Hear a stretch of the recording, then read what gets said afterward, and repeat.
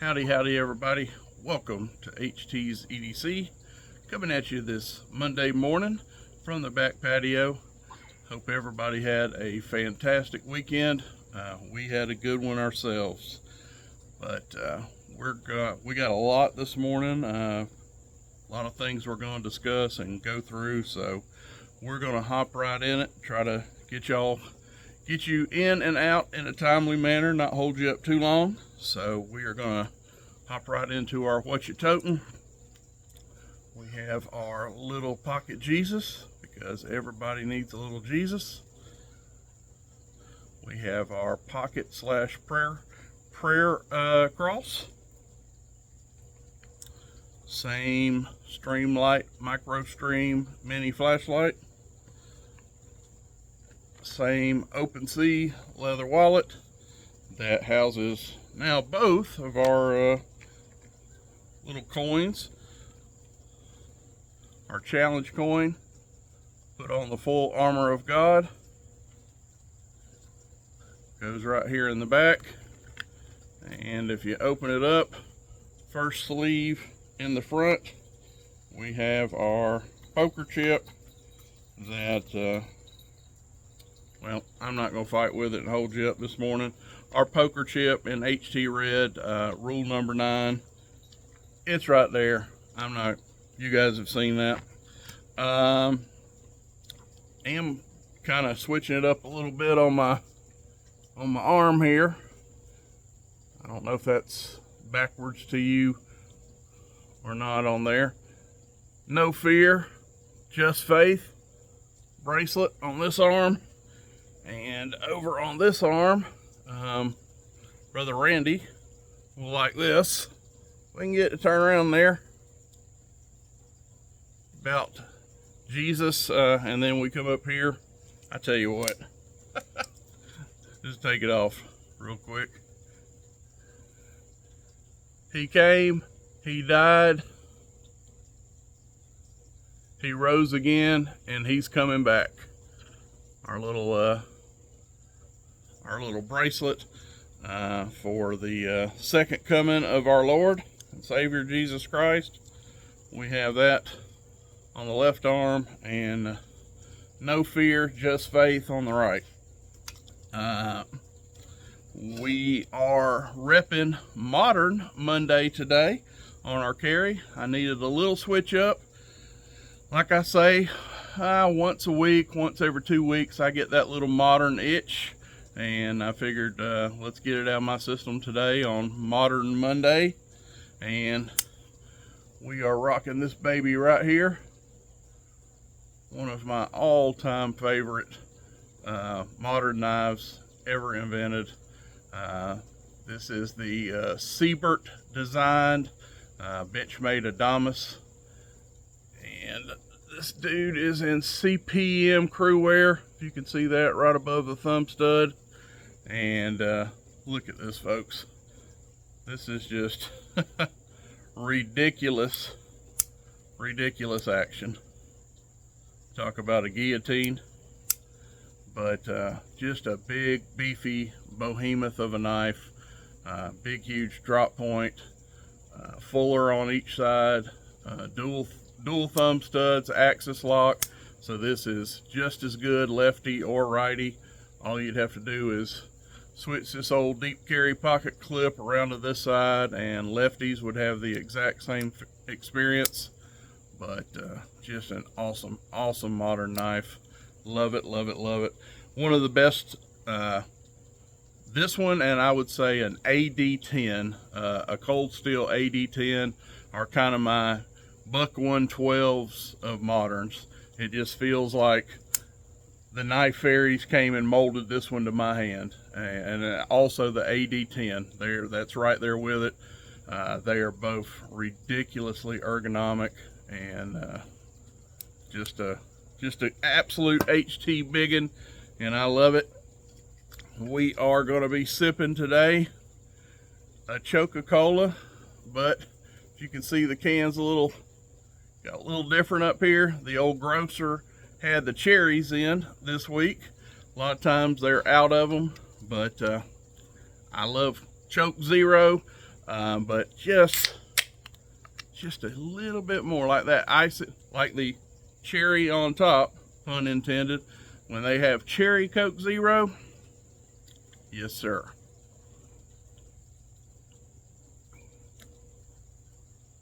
That's an old friend right there. Oh, good stuff. All right, news. We got one little bit of news before we get off into today's topic. We are going to go live at a different time this week than normal. We are going to have our first guest on our live show, and we are welcoming a real stranger to this channel. Most of you probably never heard of him or never heard me speak of him. Some people call him Lefty. Some people call him CCO, Creek. He's got a lot of aliases, but I'm talking about Brother Dwayne, my partner in crime, Cross Creek Outdoors. Dwayne's going to come over, and we're going to go live Tuesday night this week, same time, 6 p.m. Central, 7 p.m. Eastern, so the time don't change. But this week, to kind of what's the word I'm looking, accommodate his schedule. He's really busy on Fridays, Saturdays. The weekends are a very busy time for him, and I get it. So we come up with Tuesday night this week, so we are going to do a little tandem, and a hefty and lefty live show this week, and we're going to do that Tuesday night. So you will see some notifications. I will put one up on YouTube, a post, maybe on the chat groups, our Brotherhood page, talking about the switch and the time of the show this week. But just, you heard it here first. This is your first notification. Tuesday night, 6 p.m. Central, 7 p.m. Eastern. Hefty and Lefty are going to come at you with a live show. So there is that. One more swig of the cherry choke, and we're going to get off into today's topic. And this is one I've been seeing a bunch of you guys tackle and talk about. I guess it's kind of the, how would I put it, the hot mod, or the, yeah, for lack of a better word. A lot of people have been doing, learning how and fumbling through, which is what I did for sure, half stops on knives. How to put a half stop yourself on a knife that did not come from the factory with one. So I've been seeing different ones. Big Jim, of course, did one most recently, and even did a little diagram of taking you through the schematics of what you got to do, like a little homemade CAD drawing. Bubba, Brian over at Bubba's EDC, he actually did a video, and on his video he did, he was actually doing it live. Well, I don't think it was a live show video. I could be wrong. I seen the video. I don't remember if it was a live or just a video, but what I mean is he actually was working on it, doing the mod in the video, which I did not. I did mine last night. I said, well, HT, you can't leave nothing alone, and I love half stops, as Abby walks by me here. I love half stops as good as the next guy, so I had to try my hand at it. But what I did do is I brought everything that I used out here, and I'm going to go through it. I did mine a little different than both of them, and I know there's more people that's done it. Those are just two that I've watched myself. I actually watched Gordon Holman's video. I actually not Googled it, but on my YouTube search I put putting a half stop on a knife, and there's a litany of people in videos about it. So definitely not saying my way's the best way. I am not. I'm going to show you my results. I'm going to talk to you about how I did it and try to explain it with my redneck twang and intellect. So I'm going to, I'll dumb it on down, and because that's the only way I know to do it. But I'll dumb it on down in HT terms and let you take a look at how it turned out for me. So anyway, first of all, we'll show the knife that we put it on. Yep, we have the old HT red Sodbuster. I think Brian, I'm pretty sure Brian did a Soddy, Bubba, a yellow Soddy in his video, and I thought, my HT red Soddy, that would be pretty killer with a half stop. So even has there's my old channel logo. This bead courtesy of RDS Wood Turnings and Acrylics. But we'll get this thing open here. And this is the knife that we modded. And let's see how it turned out. And know this had, if you know this knife, you know full-size Soddies. As far as I know, unless there's some, especially these, just the plain Jane Soddies, these did not come with a half stop. So I don't think my credibility is in question, but this didn't have a half stop last night, and it does now. And these models don't come with one. It's just a knife.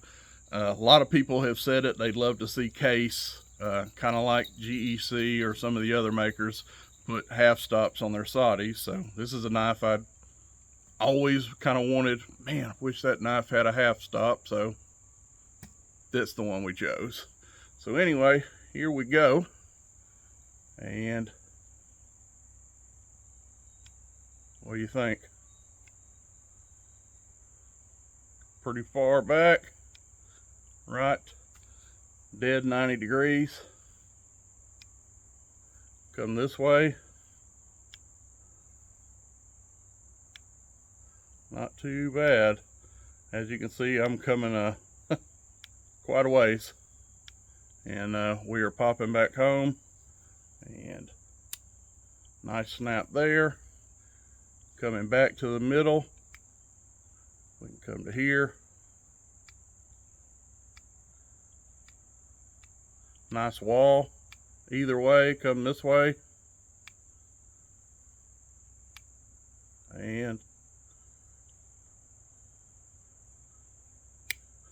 pop home. So,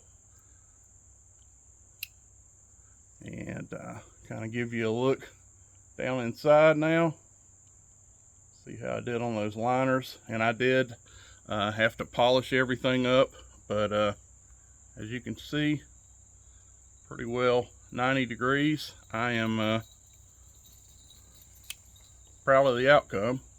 We definitely have a good wall of a half stop, nice and springy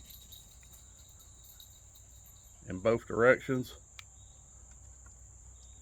So how did we get there? Okay, well, I also used a power tool.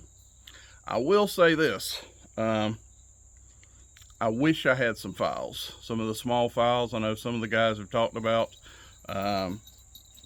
possibly filing these, doing this by hand.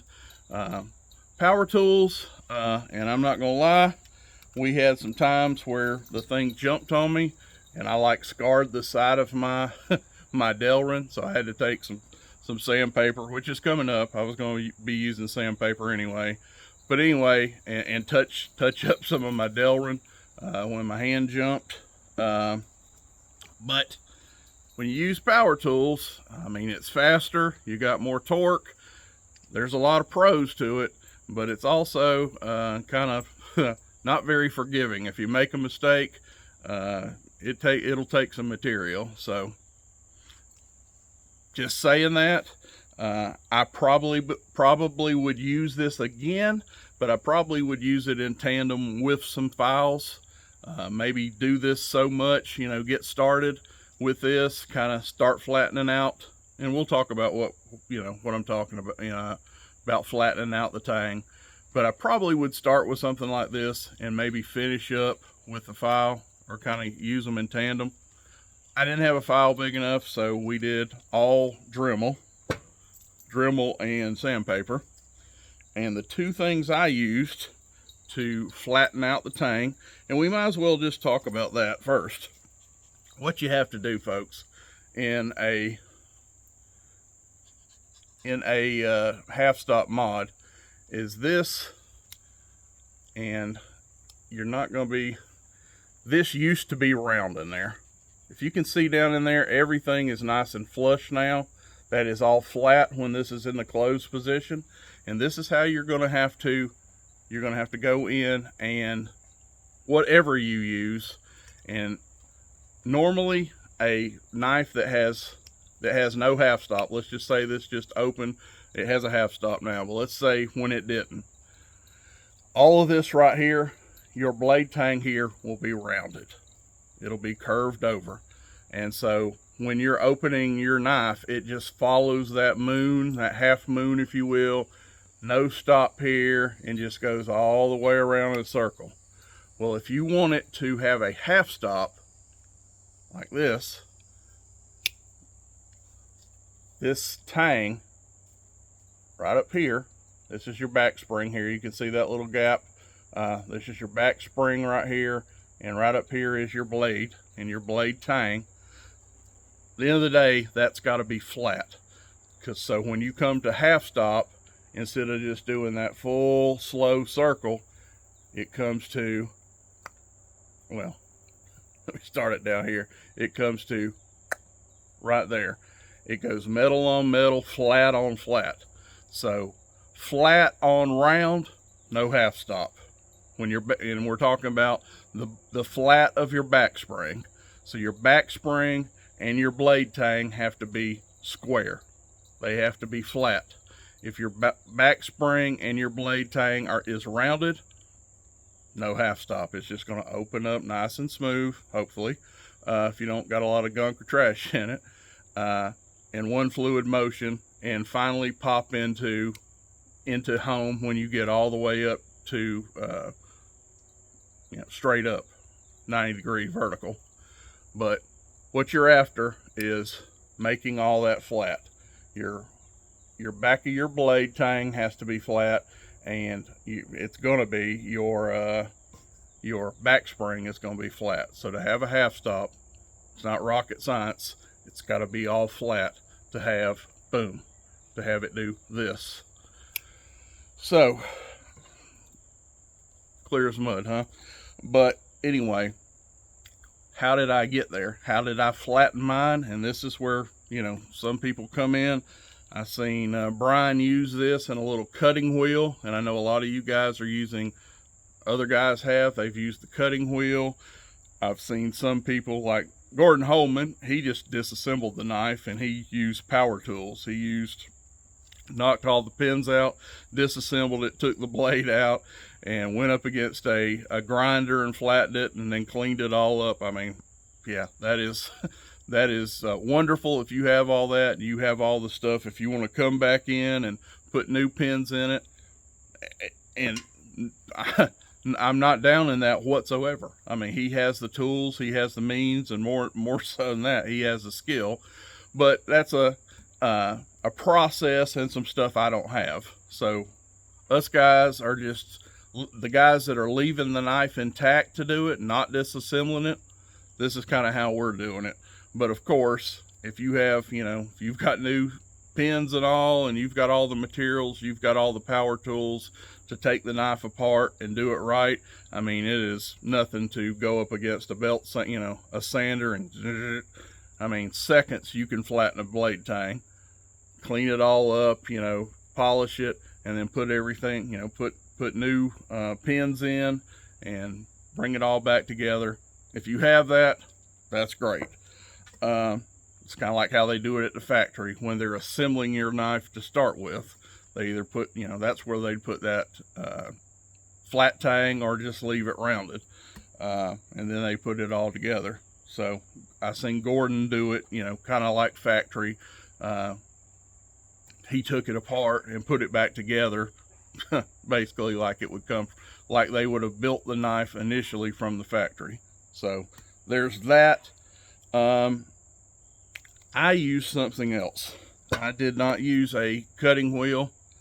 I use, and I got this harebrained idea. This is my baby that I use all the time for cutting, doing my choils, my sharpening choils. If you've watched my videos, I am a stickler on a knife having, well, let me not shoot the bird here, proper sharpening choil. This is factory. I did not have to do this. Benchmade has a nice rounded off sharpening choil on this knife. But if a knife comes and your blade comes all the way back here to the ricasso and there's no choil, that drives me nuts.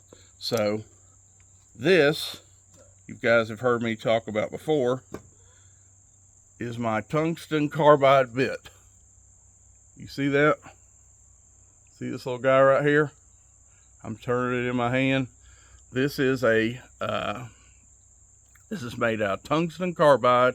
They're a little pricey. They're like probably now like $15. I used to get them for like 12. I think they're now like 14 or 15, but they are worth their weight in gold, because when you're cutting a choil into a knife, you have to have a material that is 100% stronger and harder than your blade material. And this tungsten carbide, like I said, I've told the story, the only knife that I ever had any problem with was getting marble mouth.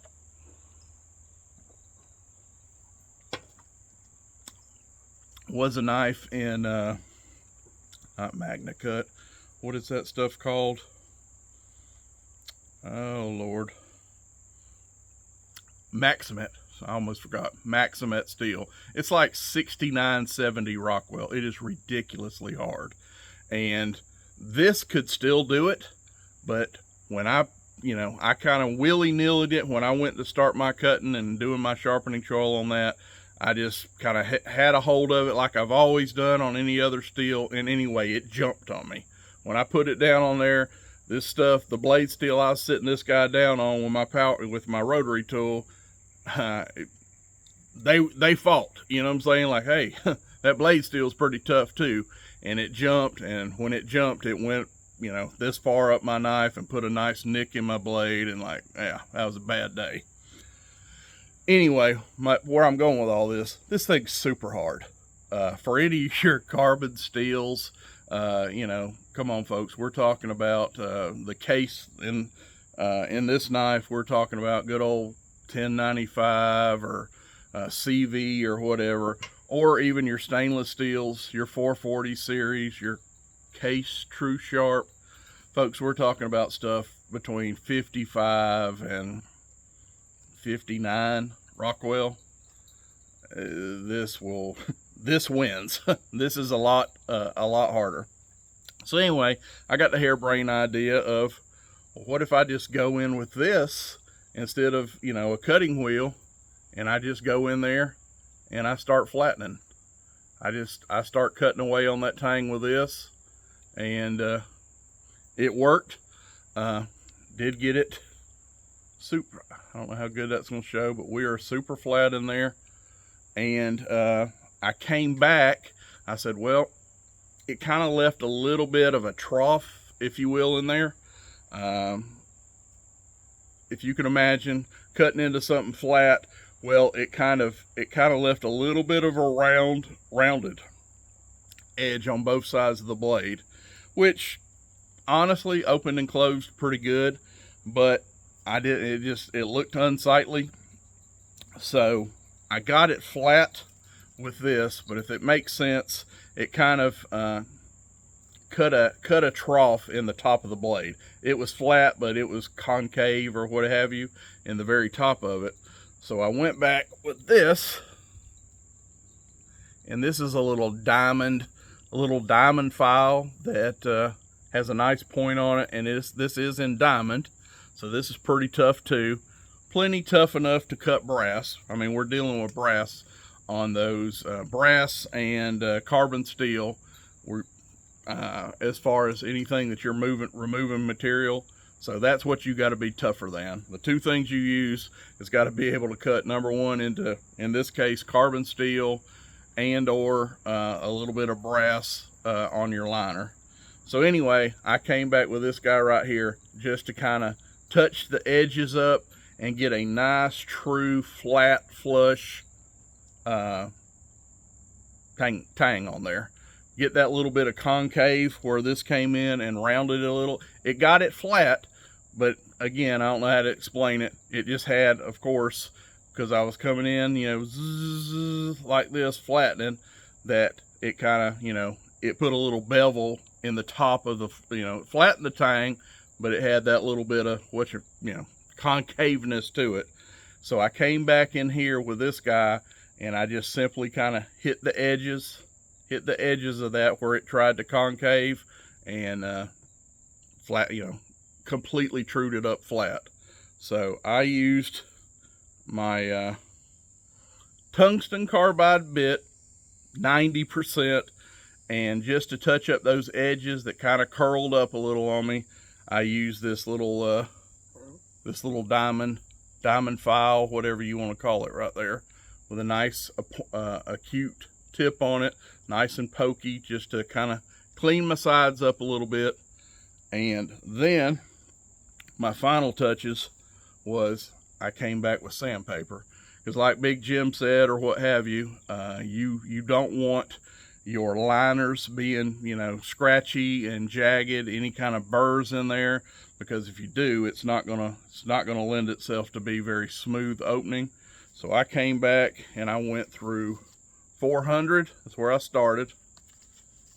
Then 1,000, yeah, there it is, 1,000, 2,000, and I finished up on 3,000.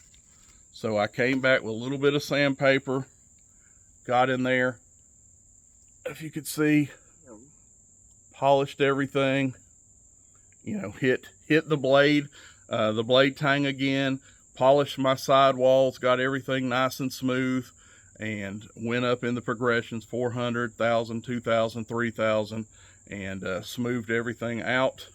And again, what do you guys think? That's pretty good. I've got some knives from the factory that don't have a half stop that's that strong. So you can get here with that. Not telling y'all go buy those two things, or my way is the highway. I'm pretty happy for a first time. I'm pretty happy with my results. That's what I did. And then of course I went to the sink and did my whole water, Dawn dish detergent, worked, you know, under the sink and running water. I worked all of my pivot, all this action to get any kind of little trash out of it. You know, use my Dawn power wash and just warm water, flush, flush, flush. And again, the final step was, of course, after you do that, you got to dry it all out good. And I've re-oiled this. So yeah, that's pretty happy with it. So that's how I did it. And any questions down in the comments? I know my terminology, I'm just as redneck as they come, I guess, but maybe y'all follow that. Again, all I did is went in with a power tool and used these two little guys to flatten everything out instead of using a cutting wheel. I used a Dremel and these two bits here, so, and that got us to this. So it can be done. Like I said, not necessarily saying my way's the best way. My way might have been the hard way. And honestly, I would like to incorporate, and I will in the future, get me some of those files, because I just feel when you're, like I say, when you're using power tools, you know, you mess up one little bit, the thing jumps on you. It's pretty unforgiving. You got to have a steady hand. I feel like I do have a pretty steady hand, but maybe maybe I would use this to get, just kind of start flattening that tang, you know, knock off the edges, you know, kind of have it something like, well, you know what I'm saying, not exactly straight, but knock off the edges, and then maybe come in there with that file and clean up them edges, and maybe that would eliminate this little guy. But it did work. But it's a work in progress. That was my first time, and that's my results. So I wanted to show y'all exactly and take y'all through how I did it and how I came to these results. And there we go. Sorry this video is long. I see it's at 30 minutes. I probably won't I'm not going to bore y'all with the intro and outro. So knock off that little 30 seconds or minute. But hope y'all enjoyed this. Any questions, because I'm sure maybe I did my best explaining it to you. But if anything I used or something you're clear as mud on, hit me up in the comments, and I'll try to take you and get it all worked out for you where you're happy. Anyway, that's what I got for you for my Modified Monday. As you can see, a little jingle bell there in the background. Miss Ab, loyal as always, right there in her spot. So we're gonna let you guys go. I love you. Stay tuned. Remember, set your calendars, your notifications for me and Lefty. Tuesday night this week, 6 p.m. Central, 7 Eastern. Hefty and Lefty, a tandem live show. Till we see you again, God bless.